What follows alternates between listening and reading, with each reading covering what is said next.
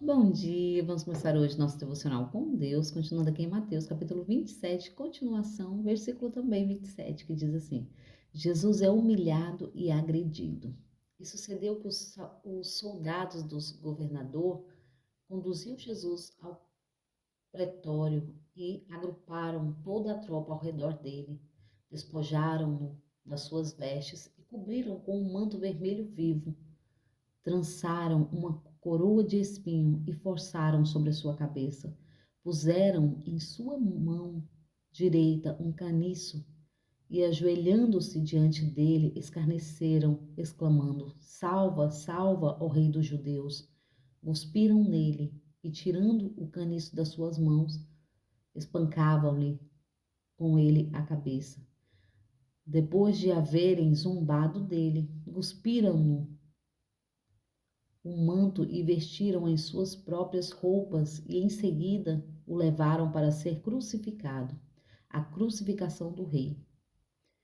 Assim que saíram ao encontro, um homem da cidade de Cirene, chamado Simão, se o obrigaram a carregar a cruz. Chegaram a um lugar conhecido como Gólgota, que significava lugar de caveira. Deram-lhe para beber uma mistura de vinho com absinto, mas ele, depois de prová-lo, negou-se a beber. E aconteceu que, após a sua crucificação, dividiram entre si as suas roupas, jogando sorte, e se acomodaram ali para o vigiar. Acima da sua cabeça fixaram por escrito a sua acusação forjada contra ele. Este é o Rei dos Judeus. Dois ladrões foram crucificados com ele, um à sua direita e outro à sua esquerda. As pessoas que passavam lançavam-se impropério, balançando a cabeça, e exclamavam: Ó, tu destrói o templo em 3 dias e o reconstrói. Agora salva a ti mesmo.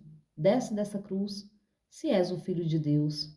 Do mesmo modo, os chefes dos sacerdotes, os mestres das leis e os anciões zombavam dele, vociferando: Salvou a muitos, mas a si mesmo não pode salvar-se? É o Rei de Israel. Desça agora da cruz e passaremos a crer nele. Pregou a sua confiança em Deus.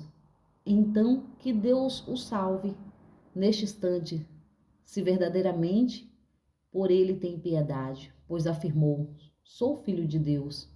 Igualmente, ultrajavam os ladrões, que ao seu lado havia sido também crucificado. Amém, né? Aqui fala, Jesus é humilhado e agredido. Eles ali levaram Jesus, né? Para ser crucificado. E ali, levando ele para ser crucificado, eles bateram, humilharam, agrediram, cuspiram, arrancaram as suas roupas e colocaram nele uma veste vermelha, uma túnica e uma coroa de espinho, forçaram sobre a sua cabeça. Assim, o nosso Jesus foi levado para a cruz, para ser crucificado. Mas ele nada reclamou, sofrendo humilhações, sofrendo o que Jesus sofreu por nós. Ele não reclamou, pois ele sabia que iria salvar a muitos. Muitas vezes, nós não entendemos o agir de Deus na nossa vida e queremos reclamar, queremos achar ruim por algumas coisas que acontecem. Mas se nós olharmos para a história de Jesus, os acontecimentos que aconteceram na vida dele, e ele sabendo que iria salvar multidões, ele não reclamou, pois ele sabia que ele precisava passar por tudo aquilo. E assim depois foi os discípulos, passando por tudo também. Eles não reclamaram, porque eles entenderam que era necessário. Então vamos agradecer. Pai, o que nós tivermos que enfrentar, que o Senhor possa nos dar força, assim como Jesus pediu ao Pai, porque Jesus nos ensinou que nós temos um Pai. Naquela época ali, ninguém chamava Jesus de Pai. Tanto é que até isso, eles zombaram dele, né? Não é teu Pai? Você não é o Rei dos Judeus? salva a ti mesmo. Mas na oração que Jesus fez a Deus, Jesus ele fala, né, Pai, se possível, afasta de mim esse cálice. Afasta de mim tudo isso que eu irei passar. Mas primeiramente que seja feita a tua vontade, não a minha. E muitas vezes nós não queremos fazer a vontade de Deus, nós queremos fazer a nossa vontade. Então, vamos aprender com o Rei dos Reis e Senhor dos Senhores. Vamos aprender com o Rei dos Judeus, né? E aqui diz assim, a crucificação do Rei, Jesus foi levado a ser crucificado, né? E ali também tinha, né? Tinha dois ladrões, um à direita e um à sua esquerda. Que mais para frente a gente vai entender um pouquinho da história deles, né? Mas nós entendemos que Jesus foi levado sem culpa alguma. Jesus era sangue inocente. Muitas vezes se levantam contra a nossa vida.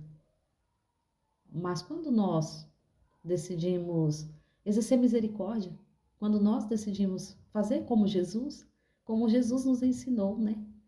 Porque muitas vezes é fácil julgar, é fácil falar, é fácil condenar, é fácil acusar. Mas o difícil é exercer misericórdia. É fácil mandar perdoar, mas o difícil é perdoar quem te ofendeu.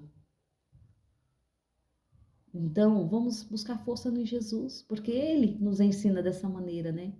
Jesus, Ele perdoou a todos. Quando Ele olha para o Senhor e fala, né? Pai, eles não têm conhecimento.